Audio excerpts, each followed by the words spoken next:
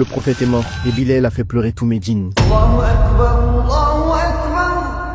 Le prophète sallallahu alayhi wa sallam est mort et avec lui une voix s'est éteinte, celle de Bilal ibn Rabah. Chaque fois qu'il monte pour appeler à la prière, il s'effondre.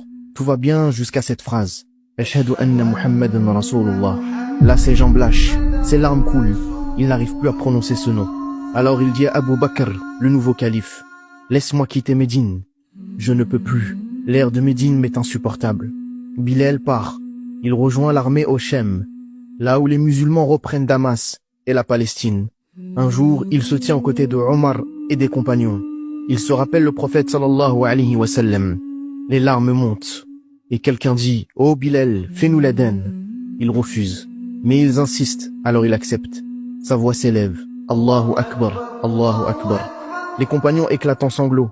Omar ibn al-Khattab lui-même pleure à chaudes larmes, car cette voix, c'est la voix des jours bénis. Les années passent. Bilal vit à Damas. Jusqu'à une nuit, il rêve du prophète sallallahu alayhi wa sallam. Le bien-aimé lui dit, « Oh Bilal, pourquoi cette absence? Pourquoi tu me rends pas visite ?» Il se réveille en sanglots. À l'aube, Bilal décide de partir. Il retourne à Médine. Arrivé à la mosquée, il tombe en larmes sur la tombe du prophète sallallahu alayhi wa sallam. Abu Bakr lui demande de faire l'adhan à Médine, mais il refuse. Puis croise les petits-enfants du prophète, les serre fort dans ses bras. Il sent l'odeur du prophète à travers eux. Puis Hassan el-Hussein demande à Bilal, « Bilal, fais-nous l'adhan. » Comment refuser la demande de la chair et du sang du prophète? Comment refuser la demande de ses petits-enfants? La réponse est simple, c'est impossible. Alors il accepte.